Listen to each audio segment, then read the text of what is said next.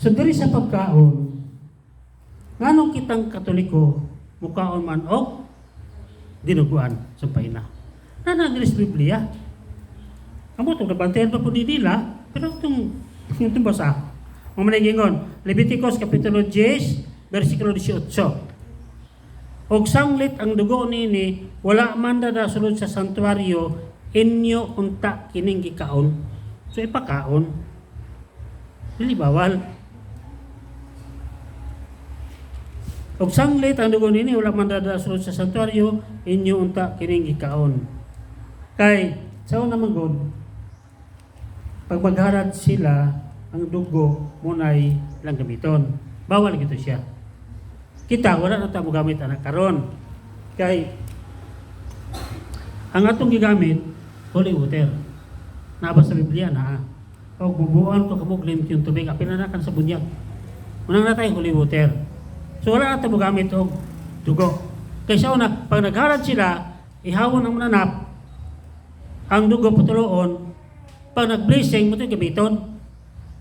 Muna gisunod karon sa tuang pagka katigulangan na pag nagbatok balay padugaan bawal na nato.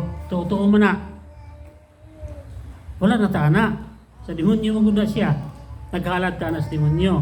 So wala na. Iwala na siya. Ang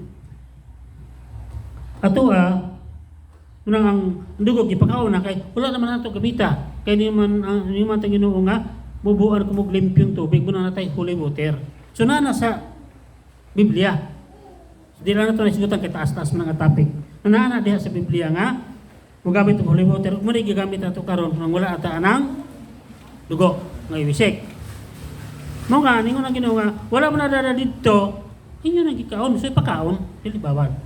So mga kita mga unta. Gawa sana, si Kristo, yung mga dili man ta makasala, kaya di kaunta ng mga dili pagkaon. Pero, maana magupod ang mga Sabadista. Pangutanan mo, kanibrat Biblia, o Biblia na, sa Katoliko na ay mabasa dire, Leviticus kapitulo 11, versikulo 7, ang baboy, bisan tuod kung pikas ang kukunini, dili man kini musap, hugaw kini alang kanyo. Ayaw kamo pagkaon sa karne ning mga napa. Anong kamong Katoliko mga man? Amo na siya atong tubagon. Di na pagdire sa sumpay sa bersikulo 10. Apan bisan unsa nga nasa kadagatan o sa mga suba o sa katubigan nga walay mga kapay mga imbes dili angay kanon. Munang dili sila mukaon og diwet kay walay imbes. So gidili. Usa may tutubag na diri sa Ebanghelyo ni San Marcos kapitulo 7. Sumunang natay ikatubag sa ilang mga pangutana. Tinaw mo nang gingon ni Kristo diri sa Ebanghelyo ni San Marcos. So dagat ang mabasa na kanilang pipilatong kutlaon. Muna gingon sa kang Ginoo diri sa Marcos kapitulo 7 versikulo 17. Sa pagbiyan niya sa panon sa katawhan o pagsulod sa balay, ipangutana siya sa mga tinunan. May tungod ng mga pagpanultihuna. Sa inyong panabot sa mga kamo sa uban, mitubag si Jesus kanila.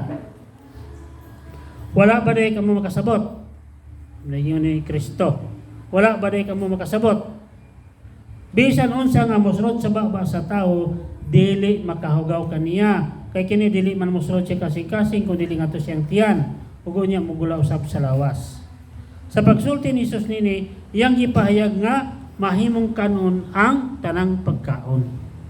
Walay koneksyon sa kaluwasan naman. Kaya inikaon ko na to, musulod sa tiyan.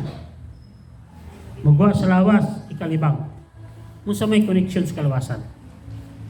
Sa pagsulti ni Jesus ini, yang gipahayag nga, mahimong kanon ka ng pagkaon. Nang kita, mga untana. So, may rason.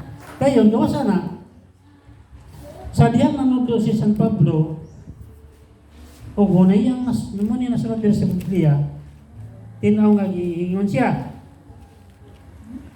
1 Corinto kapitulo 10 versikulo 25. Din siya nga makahimo kamo pagkaon sa bisan unsang karne nga gibaligya diha sa merkado. Walay bawal. Muna kitang mga Katoliko, mga unta walay bawal. Muna itong mga rason. Kita nagsunod ta sa Biblia. Ngano mong kauntag sampay na naman sa Biblia, pakaon man. Nya, imo si Kristo nga, di kaon na to kuno, magsulod sa baba, kalibang, ay kunit sa kalawasan. Muna kung mamugos sila, muna ang Katolik katibidyan, makikibate. Kaya naman tayo gibarugan.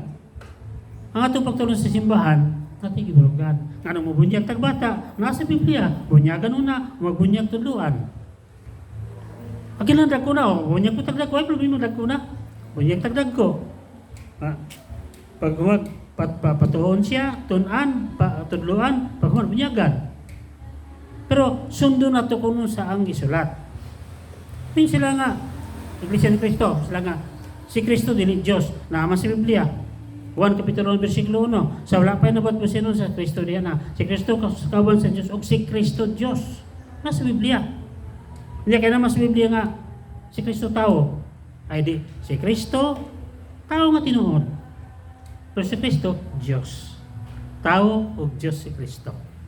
So ina na ang itong pagtulunan. Nga dili ta mo kutlo sa ginagkanabang nagbasa na to sa bang parte na to kao dili.